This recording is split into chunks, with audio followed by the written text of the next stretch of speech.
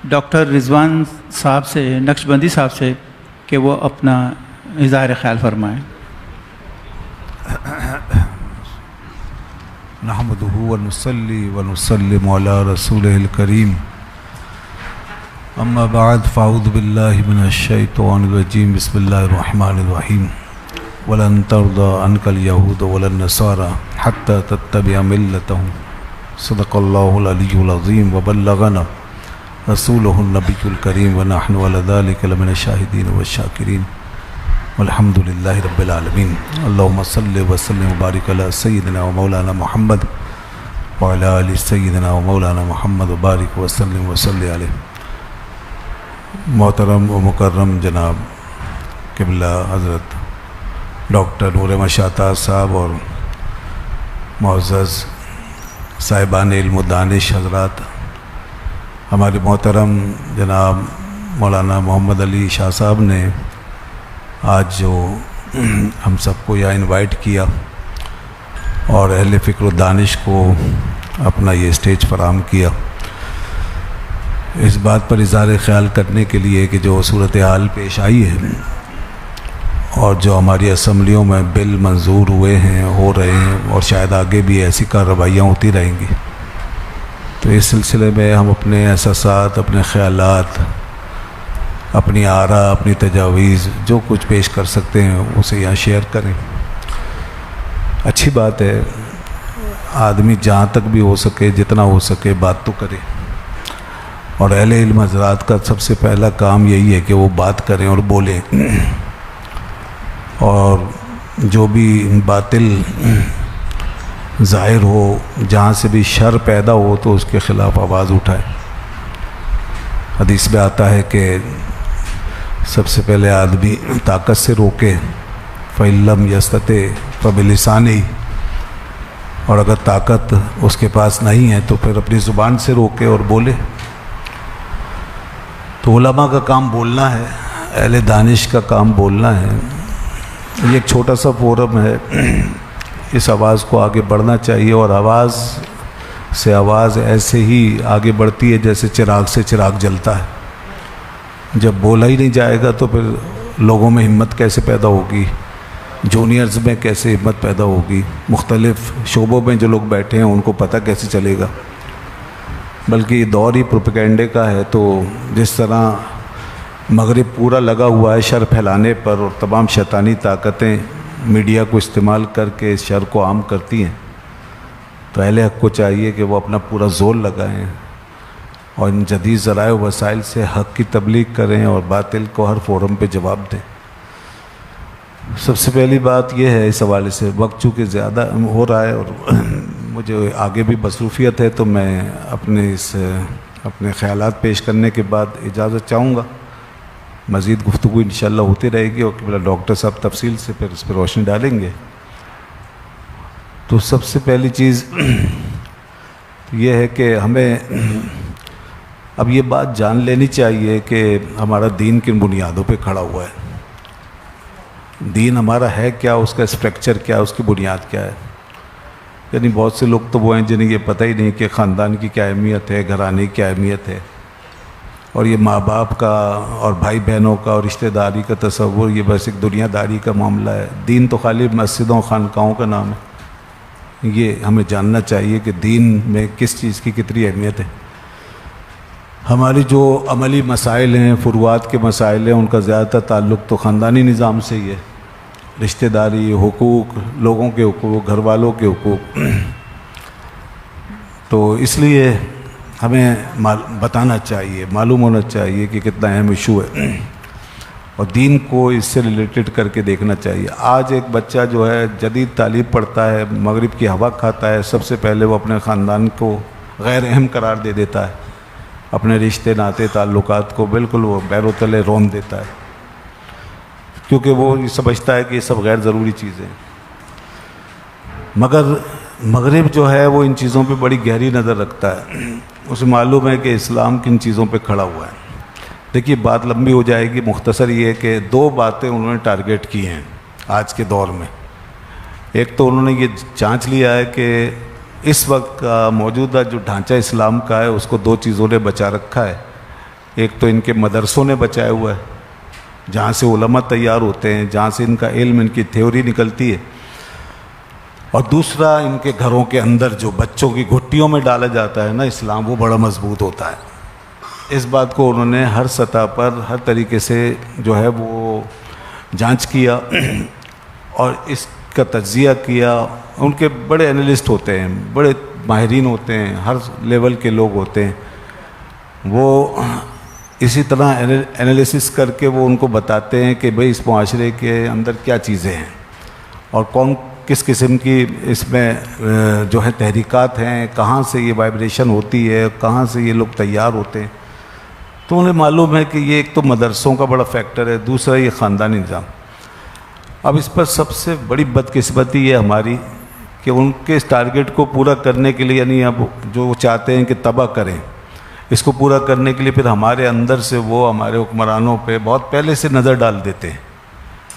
ہم جو ہے وہ اتنا آگے تک نہیں دیکھتے جتنا وہ دیکھتے ہیں کہ مستقبل میں کس کو لانا ہے اور کون ہمارے اہداف پورے کر کے دے گا۔ موجودہ حکمران جناب عمران خان صاحب کے حوالے سے یہ بات آتی تھی تو ہم سمجھتے شاید ایسے ہی کہا جا رہا ہے۔ حکیم سعید صاحب نے پہلے لکھ دیا تھا اپنی کتابوں میں کہ ان کو تو بہت پہلے سلیکٹ کر لیا تھا، ان کو بہت پہلے سلیکٹ کر لیا تھا یہودیوں نے کہ ان سے کام لینا ہے اور یہ اب ہمارے اہداف پورے کریں گے۔ اور اب عمران خان صاحب کے بعد اگلا ہدف کون ہوگا، کون کس کو وہ سلیکٹ کر رہے ہیں اور کہاں ان کی نظر ہے، وہ بھی آپ سمجھیں۔ اب تو اس طرح ان کو بہت پہلے ہی جو ہے سلیکٹ کیا اور اس کے بعد یہ لے کر آئے، کہاں سے اٹھا کر لے کر آئے، کرکٹ کے میدان سے ایک کھلاڑی بنا، کھلاڑی کھیل کود کر کے اس نے اپنی شہرت کمائی اور اس کے بعد وہ ملک کا وزیر اعظم بن گیا۔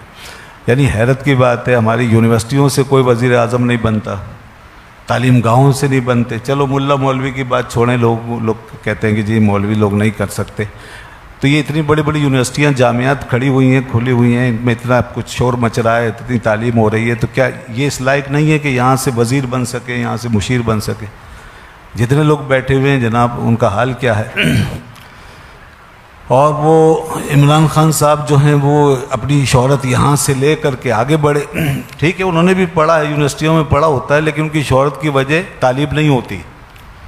یہ ہمارا المیہ، میرے کہنے کا مقصد یہ ہے کہ ہمارا المیہ یہ ہے کہ کوئی ناچ گا کے، کوئی جناب کے کھیل کود کر کے، کوئی اور اس طرح کی چیزوں کے ذریعے سے ہماری یہ پاپولر ہوتا ہے اور پھر یہ مقام پاتا، لیکن کوئی کبھی علم کی بنیاد پہ پاپولر ہو کے آیا کہ جی یہ بہت پڑھے لکھے لوگ ہیں، بڑے دانشور، ان کو ہونا چاہیے، نہیں۔ اور اگر وہ کوشش بھی کریں گے تو نہیں آ سکیں گے، کیونکہ یہ کافی نہیں ہے ہمارے لیے کہ آپ کے پاس اچھی ڈگری ہے، آپ کے پاس اچھا تعلیمی ریکارڈ ہے، آپ نے کوئی علم کے میدان میں کوئی کارنامہ انجام دیا ہے۔ بہرحال اب یہ اس طرح کے لوگ آتے ہیں تو پھر ان کے ذہن خالی ہوتے ہیں، وہ نہ دین میں ہمارے لیے کارآمد، نہ دنیا کے لحاظ سے کارآمد ہوتے ہیں، ان کے پاس کوئی ویژن ہی نہیں ہوتا۔ اور پھر دینی لحاظ سے ظاہر ہے ویژنری لوگ وہاں سے تب ہمارے اوپر تب آئیں گے، اس وقت آئیں گے جب ہم ایسے لوگوں کو آگے لائیں گے جن کے پیچھے ایک باقاعدہ تربیت ہوگی اور دینی ماحول اور دینی بنیاد ان کو ملی ہوگی، تو وہ تو دور دور تک ابھی اس کا تو شاید تصور بھی نہیں کیا جا سکتا۔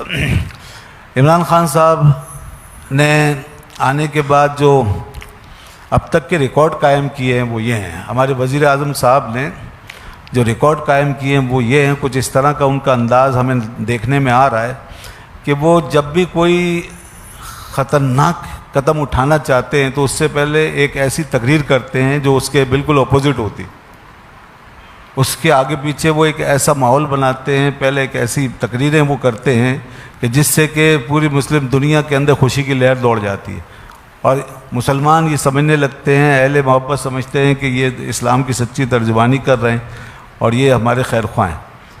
ابھی دیکھیے اسی واقعہ سے پہلے انہوں نے عورت کے لباس کے حوالے سے بہت اچھی بات کی اور سب نے اپریشیٹ کیا۔ امریکہ کو انٹرویو دیتے ہوئے، انہوں نے امریکہ کو انٹرویو دے رہے تھے غالباً، تو انہوں نے بہت زبردست بات کی اور بہت اچھا ایک جملہ انہوں نے کہا کہ جی عورت کا لباس جو ہے وہ اس طرح کا اگر ہوگا تو اس سے معاشرے پہ اثر پڑے گا، تو یہ ایک اچھی بات تھی۔ اس سے لوگوں کو یہ لگا کہ شاید اب ان کی سوچ اس طرف آگے بڑھ گئی، اور اب اس بات کے حوالے سے ذہن یہ بنتا ہے کہ جی اب جو اقدام ہوگا وہ ایسا ہوگا کہ پابندی لگے گی، کوئی ایسی پالیسی آئے گی کہ بھئی اب یہ اس بات کی عکاسی کرے گی، مگر پھر اچانک ایک دھماکہ ہو جاتا ہے، اور وہ دھماکہ یہ ہوا صاحب کہ سب کے سب سکتے میں آ گئے کہ یہ تو عورت کا لباس کیا، لوگوں کا تو گھر ہی چھین لیا گیا. یعنی وہاں تو بات ہو رہی تھی لباس کی کہ لباس صحیح ہونا چاہیے، یہاں تو گھر اجاڑنے کی باتیں شروع ہو گئے، گھر اجاڑنے کے بل بننا شروع ہو گئے، بل جو ہیں وہ نافذ ہونا شروع ہو گئے. تو یہ تو گھر ہی اجاڑ دیا، خاندان اجاڑ دیا. اور ہمارا جو نظام ہے، گھر کا نظام، گھریلو نظام، سوشل نظام، یہ تو اس کی بنیادوں پہ حملہ کر دیا انہوں نے. یہ بل اس طرح کا ہے جناب، یہ اس طرح کی ان کی کارروائیاں ہیں. پہلے جب انہوں نے کچھ توہین رسالت کے حوالے سے باتیں ہوئیں تو بڑے عشق و محبت میں ڈوبی ہوئی تقریریں کی، عشق و محبت کے انداز سے ڈوبی ہوئی تقریریں کی، اور انہوں نے بڑا اچھا ایک میسیج دیا صاحب کہ ایسا لگا جیسے ان کے دل میں ایک بڑا ہی تڑپنے والا دل، ان کے سینے میں ایک بڑا تڑپنے والا دل موجود ہے، اور ان سچا ایک لگاؤ ہے. پھر اس کے بعد کیا ہوا، پھر آگے پیچھے ہم نے دیکھا کہ جو گستاخ اور بے ادب ممالک ہیں ان کے خلاف کوئی سخت زبان بھی نہیں بولی گئی، کوئی بات ہی نہیں کی گئی ایسی کہ جس سے لوگوں کے دل ٹھنڈے ہوتے.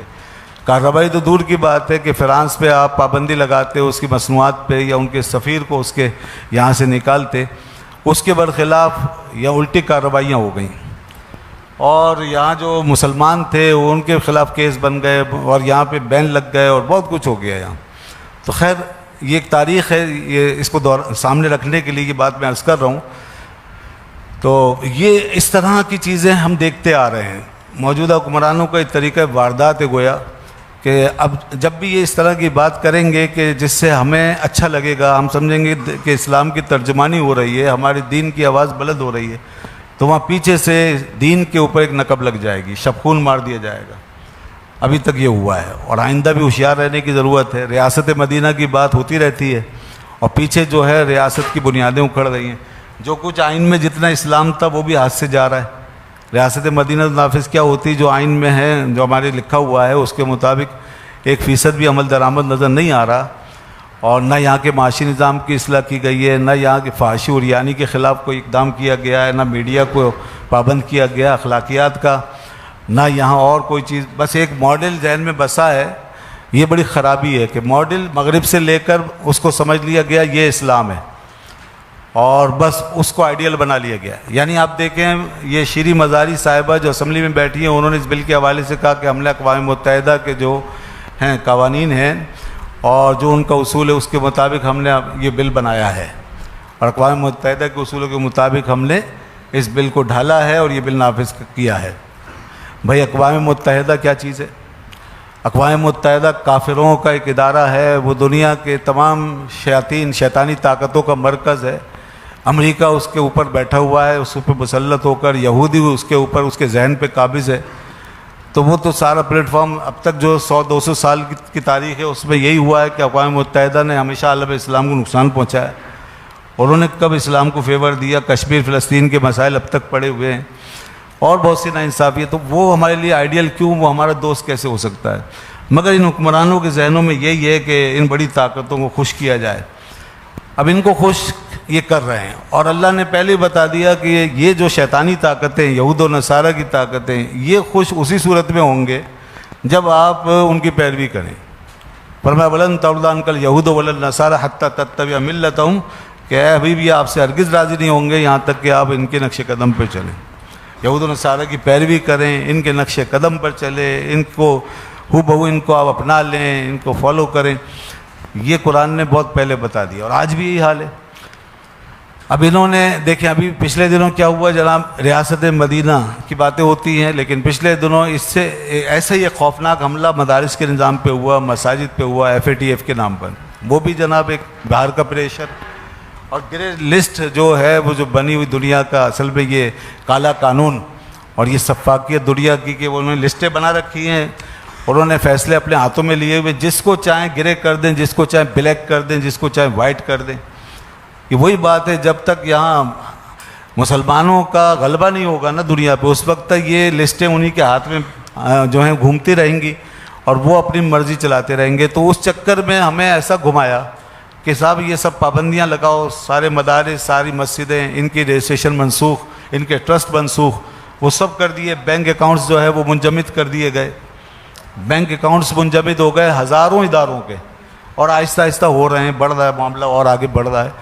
اور بڑی پریشانیاں لاحق ہو گئی ہیں. اور ہم نے سنا ہے کہ گرجا گھر جو ہیں وہ آزاد ہیں اور مندر جو ہیں وہ آزاد ہیں, ان کو کوئی پابندی, کوئی بین نہیں ہے, کوئی پریشر نہیں ہے, ان کا کچھ منسوخ نہیں ہو رہا, وہ آزادی سے کام کر رہے. سکھوں کو ابھی بڑی عزت دی, بڑا آپ نے وہ کیا, بڑا جگہ وگہ دی ان کی بنا کے, اور بلکہ یہ بھی اخباروں میں آتا رہا کہ ایک بہت بڑا بجٹ ایلوکیٹ کیا گیا ہے منادر کے لیے, مندروں کے لیے اور گرجا گھروں کے لیے, ان کے رینوویشن کے لیے, ان کی تزئین و آرائش کے لیے.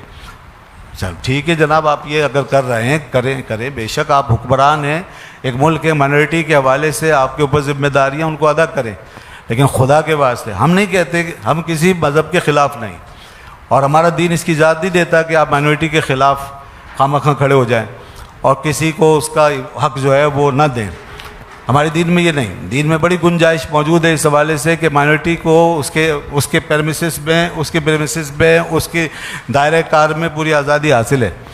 لیکن ہم یہ کہتے ہیں اسلام ہمارا مذہب ہے, ہمارا دین ہے, یہاں کی میجورٹی کا دین ہے, اور اسلام کے نام پہ یہ ملک بنا ہے, تو ہم اپنے دین کو ذلیل و خوار کیوں کریں؟ نعوذ باللہ. ہم اس میجورٹی کو خوار کیوں کر رہے ہیں, کس وجہ سے کر رہے ہیں, اور اس کا حق تلف کیوں کر رہے ہیں؟ اور یہ مساجد و مدارس کے جو حقوق ہم پر عائد ہوتے ہیں اس کی ذمہ داری کون پوری کرے گا؟ تو یہاں ہو یہ رہا ہے, ظلم یہ ہو رہا ہے کہ میجورٹی کو پیروں تلے روندا جا رہا ہے, اور مساجد و مدارس کے حقوق تلف کیے جا رہے ہیں, اور اقلیت کو اس طرح سر پہ بٹھایا جا رہا ہے کہ جناب ان کو ان کے حق سے زیادہ ان کو دینے کی کوشش کی جا رہی ہے. تو یہ وہی ہے کہ اللہ رسول کو ناراض کرو اور مغرب کو خوش کرو. تو یہ کون سی ریاست مدینہ ہے؟ ریاست مدینہ اس چیز کا نام نہیں ہے. یاد رکھے کہ مسلمان جو ہے وہ اس کا بھی حق ہے, اور یہ ملک مسلمانوں کا ہے, اسلام یہاں کا سرکاری مذہب ہے, لہٰذا ہمیں اسلام کی روشنی میں چیزوں کو دیکھنا ہوگا, اور مسلمانوں کی جو ہے وہ دل آزاری سے ضرور بچنا ہوگا, اور یہ میجورٹی جو چیز چاہتی ہے اس کے مطابق قانون بنانا ہوگا. مطلب میجورٹی کا یہ مطلب نہیں کہ آپ مائنورٹی کو کچل دیں. میجورٹی کا حق یہ ہے, دنیا کے قانون میں موجود ہے, اقوام متحدہ کے قانون میں موجود ہے, پوری دنیا کا اصول ہے, میجورٹی کو دیکھ کر کے قانون بنے گا, میجورٹی کے مطابق آپ کو رائٹ دینے پڑیں گے, میجورٹی کے مطابق آپ کو آئین بنانا پڑے گا, اور میجورٹی کے مطابق آپ کو نظام چلانا ہوگا. دنیا میں ہر جگہ اسی طرح ہے. تو یہاں کی میجورٹی جو ہے وہ مسلم اکثریت ہے, مسلمان ہے, لہذا مسلمانوں کو ان کا رائٹ اور اس کے مطابق یہاں کا نظام آپ کو بنانا ہوگا. تو یہ جو بل منظور ہوا ہے, یہ بل تو ایسا لگ رہا ہے کہ یہاں پر کہ یہاں مسلمانوں کا کوئی حق ہی نہیں ہے گویا. یعنی اس ملک کے اندر آپ کو اسلامی گھرانہ لے کر چلنے کی کوئی ضرورت نہیں ہے. آپ کو اپنی تاریخی روایات, اپنی ثقافت, اپنے کلچر کو زندہ رکھنے کی کوئی ضرورت نہیں ہے. آپ اس کو سب کو ختم کر دیں اور یہ سب کچھ بدل دیں. آپ اب تک جو گھروں میں ہوتا رہا وہ بدل دیں. یعنی اس بل کے بعد تو نہ ماں باپ کی حیثیت ہے, نہ بڑے بھائی بہنوں کی حیثیت ہے, نہ گھر کے کسی کنٹرولر کی, نہ کوئی ذمہ دار کی کوئی حیثیت نہیں ہے, نہ شوہر ہے بیوی کے لیے, بلکہ ہر شخص آزاد ہے, بچہ آزاد ہے, اور بچیاں آزاد ہیں. میاں بیوی میں کوئی ایسی وہ پابندی نہیں کہ کوئی کسی کو روکے, جبر کرے, اس طرح کی پابندیاں. یہ بالکل قرآن و حدیث کے اس لیے منافی ہے کہ اس کے بعد پھر کوئی جو حیثیتیں اللہ نے بیان فرمائی ہیں وہ سب ختم ہو جاتی ہیں. دین کی ساری تعلیمات جن پہ سوشیولوجی ہماری جو ہے وہ دین جو ہمیں سکھاتا ہے, وہ ساری سوشیولوجی تباہ ہو جاتی ہے. ماں باپ کے حقوق ختم, بھائی بہنوں کے معاملات, رشتہ داریاں, ان کا کوئی واسطہ نہیں رہتا, اور میاں بیوی کے درمیان جو ایک اللہ تعالیٰ نے ایک خوبصورت سا نظام بنایا ہے اس کی کوئی حیثیت باقی نہیں رہتی. اور وہ اللہ نے فطرت کے مطابق اس طرح ترتیب دیا ہمارے لیے کہ آدمی کو, مرد کو اس کی کیفیت کے لحاظ سے ایک قوت دی ہے, کنٹرولنگ پاور دیا ہے کہ وہ کنٹرول رکھے گا گھر کو. یہ ذمہ داری اس کو دی گئی ہے کہ وہ اپنی ذمہ داری کے ساتھ گھر کو چلائے گا. الرجال قوامون علی النساء. اور پھر یہ اس لیے دیا کہ اس کو جو ہے وہ اس سے کچھ لیا گیا ہے, اس سے خرچہ کروایا گیا, اس کو رسپانسبل بنایا گیا ہے, اس کو بیوی بچوں کے پالنے کا جو ہے ذمہ دار قرار دیا گیا ہے کہ وہ کفالت کرے گا, وہ پالے گا. یہ اسلام کا قانون, اسلام کا نظام معاشرت ہے. پھر ماں باپ جو پالتے ہیں, پیدا کرتے ہیں, پالتے ہیں, جوان کرتے ہیں, بڑی قربانیاں دے کے اپنا خون جگر پلا کے بچوں کو بڑا کرتے ہیں, تو ان کا ایک لازمی حق بنتا ہے کہ وہ اپنے بچوں کو اپنی آنکھوں کی ٹھنڈک بنتا ہوا دیکھیں, اور بچے بھی ان کے کام آئیں، بڑے ہو کے ان کے کام آئیں. یہ بالکل ایسے ایک قسم کا شکرانہ ہے اور حل جزاء الاحسان الا الاحسان کا مظاہرہ ہے. مگر مغربی دنیا میں چونکہ ان ساری اقدار کو مانا ہی نہیں جاتا اور ان کے یہاں اس قسم کا کوئی کانسیپٹ ہی نہیں ہے. بلکہ اصل بات تو یہ ہے کہ مغربی دنیا میں انسان کو انسان کی حیثیت سے دیکھا ہی نہیں جاتا. وہاں تو انسان کو حیوان سمجھا گیا ہے. ڈارون کا نظریہ عام ہے اور اب انسان کو ایک قسم کی مشین یا روبوٹ تصور کیا جا رہا ہے. تو اس لیے اب وہ تو ان چیزوں کو نہیں سمجھ سکتے کہ گھر کا نظام کیا ہوتا ہے اور یہ رشتے ناطے کیا ہوتے ہیں. تو اس لیے انہوں نے ہر طرح کے قانون بنائے اور وہ آزادی سے اپنے معاشرے کو لے کے چل رہے ہیں. لیکن وہاں جو خلا پیدا ہو رہا ہے، جو تباہیاں ہیں، وہ پھر ان کو نظر آ رہی ہیں. اس کے ساتھ انسانی زندگی تباہ ہو گئی ہے، خودکشیوں کا ریٹ بڑھ گیا ہے اور گھروں میں طلاقوں کا ریٹ بڑھ گیا ہے اور نسلیں جو ہیں پوری کی پوری تباہ ہو رہی ہیں. یہ آج دنیا دیکھ رہی ہے. مگر مسلمانوں کا الحمدللہ یہ حال نہیں ہے اور بہت حد تک مسلمان بچا ہوا ہے. کیوں؟ اس لیے کہ وہ اپنے گھروں کے اندر دین کی بنیادی تعلیمات یا اس کا اسٹرکچر لے کے چل رہا ہے اور ایک کنٹرول ہے اور بیلنس ہے، توازن ہے اور احسان کا بدلہ احسان کے ساتھ اتارنے کی ایک روایت ہے. ماں باپ نے احسان کیا ہے، پالا ہے، بڑا کیا ہے، تو اولاد اس کا شعور رکھتی ہے کہ میرا فرض ہے کہ میں اس احسان کا بدلہ اتاروں اور بڑھاپے میں ان کے کام آؤں. اس طرح شوہر جو ہے وہ ایک گھر کی ذمہ داری لیتا ہے، خرچ کرتا ہے، نگرانی کرتا ہے، قربانی دیتا ہے. تو پھر بیوی کا فرض بنتا ہے کہ وہ شوہر کے ساتھ ساتھ چلے اور گھر کو اس کے ساتھ ہم آہنگ ہو کے چلائے. اسی طرح سب ایک دوسرے کے ساتھ جوائنٹ ہوں کسی نہ کسی حوالے سے اور ذمہ داریاں جو ہیں وہ تقسیم ہوں، حقوق اور فرائض باقاعدہ پوری طرح بتا دیے گئے ہمیں. مگر اس بل کے اندر جناب کہا جا رہا ہے کہ اگر کسی نے کسی کو فزیکلی اور سائیکولوجیکلی اور سیکشولی اور اکنامکلی اور ایموشنلی کسی بھی لیول پر کسی کو پریس کیا، روکا ٹوکا، سمجھایا، تو بس یہ ایک جرم ہے، قابل سزا جرم ہے اور یہ کیس بن سکتا ہے. عدالت میں کیس چلے گا اور باقاعدہ سزا ہو سکتی ہے 6 مہینے کی، اس سے زیادہ بھی. اور اس پہ مالی جرمانہ پتہ نہیں کہ کیا کیا انہوں نے جو ہے وہ نافذ کر دیا ہے اس حوالے سے. تو یہ بہت خطرناک قسم کا اقدام ہے. یعنی اگر اس طرح اب یہ صورتحال اگر سامنے آئے گی تو یہاں پر جو خرابیاں آج ہماری آنکھیں نہیں دیکھ رہی وہ کل دیکھیں گی. جو بدتمیزیاں رہ گئی ہیں وہ اب ہوں گی. جو بےہودگیاں ابھی ہماری آنکھوں نے نہیں دیکھی وہ اب دیکھیں گی اور یہاں وہ تباہی مچے گی. یہ معاشرہ افورڈ نہیں کر سکے گا. یہ معاشرہ کرچی ہو جائے گا. یہ بالکل تباہ ہو جائے گا. یہ بچے گا ہی نہیں. اس معاشرے میں آپ اس 1000 سالہ 1500 سالہ غیرت و غیوریت کو ختم نہیں کر سکتے جو ہماری جڑوں میں، ہماری رگوں میں خون بن کے دوڑ رہی ہے. جس میں ایک شوہر کی غیرت ہوتی ہے، ایک باپ کی غیرت ہوتی ہے، ایک مسلمان کی غیرت ہوتی ہے، ایک جوان کی غیرت ہوتی ہے. اس کو کیسے آپ جو ہے نکال کر پھینک دیں گے؟ تو یقیناً یہ ایک ایسا بل ہے، ہم حکمرانوں کی توجہ اس حوالے سے دلانا چاہیں گے کہ یہ بل ایک ایسا بل ہے کہ آپ نے اس کو سمجھا ہے کہ مغربی دنیا کی طرح آرام سے اس کو ہم لوگوں کی گھٹی میں ملا دیں گے اور اس کو قابل ہضم بنا کے اتار دیں گے. ایسا کبھی نہیں ہو سکے گا. مغربی دنیا جو ہے وہ اس قسم کی غیرت و غیورت کی حامل کبھی نہیں رہی ہے. ان کے یہاں ہمیشہ سے کفر کا نظام چلتا رہا ہے. ان کے دین و مذہب کے اندر اس قسم کی تعلیمات ہیں ہی نہیں. ان کے پیغمبروں کا ادب صدیوں سے مٹ چکا ہے. خدا رسول کی شان میں توہین کرنے کی روایت ان کے عام سی بات ہے اور انہوں نے ایسے ایسے فلاسفر پیدا کیے ہیں جنہوں نے انسان کا نظریہ بدل کے رکھ دیا ہے اور انسان کو حیوان کی سطح پہ لا کے کھڑا کر دیا ہے. اس لیے ان کو تو اس قسم کی تربیت ہو چکی ہے کہ وہ انسانوں کے بارے میں آپ کوئی بندر کا نظریہ دیں تو وہ قبول کر لیں گے، آپ کسی بھیڑیے کا نظریہ دیں تو وہ ہضم کر لیں گے، آپ کوئی بھی نظریہ دیں وہ ہضم کر لیں گے، کوئی کلچر دیں وہ ہضم کر لیں گے. اس لیے کہ وہاں انسان ہے ہی نہیں اور صدیوں سے انسان وہاں گم ہو چکا ہے. مگر پاکستان کا معاشرہ، مسلمانوں کا معاشرہ وہ ہے کہ جہاں انسان ابھی اپنی ایک پہچان رکھتا ہے، جہاں انسان اپنی ایک شناخت رکھتا ہے اور انسان کو اس کا اسٹیٹس بھی ملا ہوا ہے، بلکہ اس کے حقوق ملے ہوئے ہیں، اس کا مقام ملا ہوا ہے. یہاں انسان باپ کی شکل میں معزز ہے، محترم ہے. یہاں انسان بھائی کی شکل میں محترم ہے. یہاں انسان شوہر کی شکل میں محترم ہے. یہاں انسان مذہبی بزرگوں کی شکل میں، علماء کی شکل میں، دیندار لوگوں کی شکل میں محترم ہے. یہاں انسان جو ہیں اپنے الگ الگ ویلیوز رکھتے ہیں. تو یہ اتنی ویلیوز کو آپ کیسے تباہ کر سکتے ہیں؟ یہ جو بل آپ نے پاس کیا ہے یہ گویا ایسا ہے کہ ساری ویلیوز خاک میں ملا دینے کے مترادف ہے، اور گویا کہ یہ اس قسم کا فیصلہ ہے کہ بس اب اگلی صبح جب آپ کے یہاں ہو تو ایسی کہ اب آپ کا سب کچھ بدل چکا ہو، ویلیوز ختم ہو چکی ہوں اور ساری روایتیں بدل چکی ہوں، اور یہاں ایک دم سے انسان گویا آسمان سے زمین پہ اتر کے آ جائے اور ایک نئی زندگی نیا دور شروع کر دے، یہ کبھی نہیں ہو سکے گا، بلکہ اس کا ریئیکشن آئے گا، اس کا رد عمل آئے گا۔ آپ نے پہلے یہ شور مچایا کہ جی جناب وہ فلاں حوالے سے عورت کا قتل ہوا، فلاں حوالے سے عورت کا قتل ہوا۔ ہم کہتے ہیں غلط ہوتا ہے، عورتوں پہ ظلم ہوتا ہے، وہ غیر اسلامی غیر انسانی سلوک ہے، وہ جتنا جہاں ہوتا ہے وہ مخصوص ایک معاشرہ، وہ مخصوص روایتیں ہیں جو ہمارے ملک کے اندر کہیں نہ کہیں موجود ہیں، تو ان کا خاتمہ کیا جائے۔ آپ نے اس حوالے سے شور مچایا ہے، عورتوں کے حقوق کے تحفظ کے نام پر یہ کارروائیاں کی ہیں، اور یہ بل بھی دراصل اسی قسم کی ایک کارروائی ہے، اور اس کے پیچھے یہی محرک ہے کہ جی عورتوں کے حقوق ہے، فلاں حقوق ہے، فلاں چیزیں ہیں۔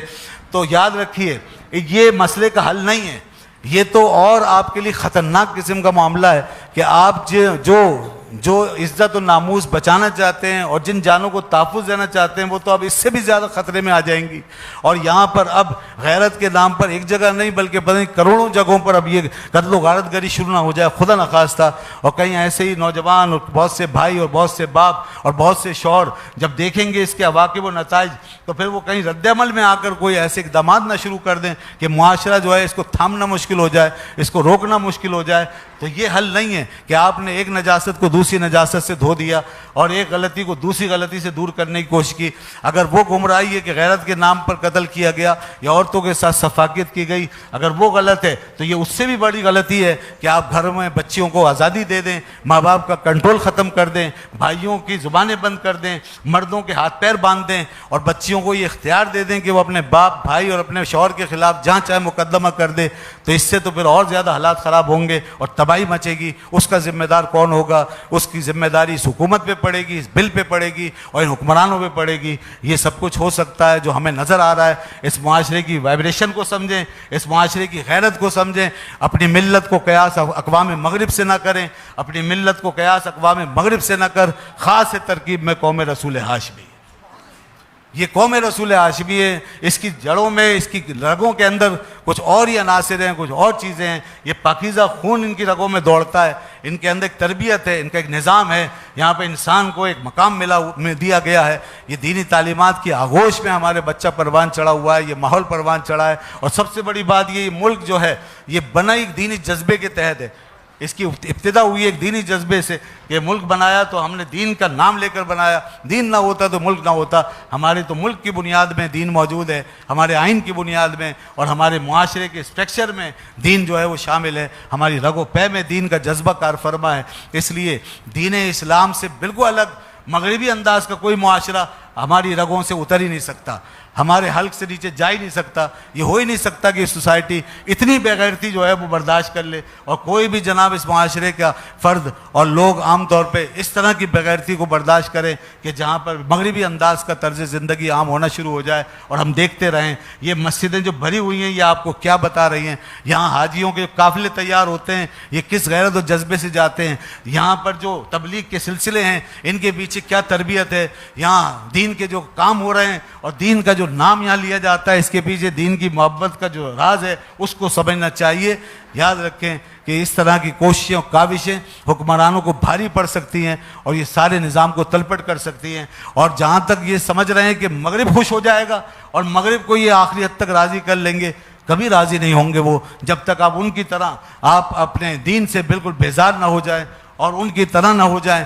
ترکی نے اس سے پہلے تجربہ کیا اور کوشش کی مغرب کو راضی رکھنے کی، اور انہوں نے سب کو اتار کے پھینکا، مگر دین کا رشتہ آخری جو تھا وہ نہیں توڑا، بالآخر وہ قبول نہیں ہو سکے اور واپس آنا پڑا۔ ترکی کو یورپین برادری میں حصہ نہیں ملا اور وہ ان کے بالکل برابر کے بھائی نہیں بن سکے، واپس آ گئے اور دوبارہ بیک ٹو ہوم ہونے کی تیاریاں کر رہے ہیں، بیک ٹو ہوم ہو چکے ہیں۔ ہمیں بھی سوچنا چاہیے کہاں تک جائیں گے۔ پاکستان میں یہ چیزیں اتنی آسان نہیں ہیں، اور انشاءاللہ یہاں جتنے لوگ بیٹھے ہوئے ہیں یہ سب آج اس بات کا عزم کریں گے کہ ہر سطح پر جہاں تک بھی ہم سے ہو سکے گا اس قسم کے غیر اسلامی، غیر قانونی، غیر اخلاقی اور حیا اور ہمارے اخلاقیات کے منافی جتنے بھی بل ہماری اسمبلیوں سے منظور ہوں گے یا جو قانون بنیں گے ہم اس کے خلاف سراپا احتجاج کریں گے، ہم اس کے خلاف آواز اٹھائیں گے اور ہم ایسے چیزوں کو اپنے معاشرے پہ نافذ نہیں ہونے دیں گے۔ ہم ایسے بلوں کی مذمت کرتے ہیں، ہمیں بس صرف اور صرف اسلام کے مطابق اور اس معاشرے کی اقدار کے مطابق قانون سازی چاہیے، اس کے علاوہ یہ معاشرہ اس قسم کی تمام چیزوں کو مسترد کرتا ہے۔ اللہ تعالیٰ ان حکمرانوں کو عقل سلیم عطا فرمائے اور ہمیں دین اسلام کو نافذ کرنے اور اس پہ عمل کرنے کی توفیق عطا فرمائے۔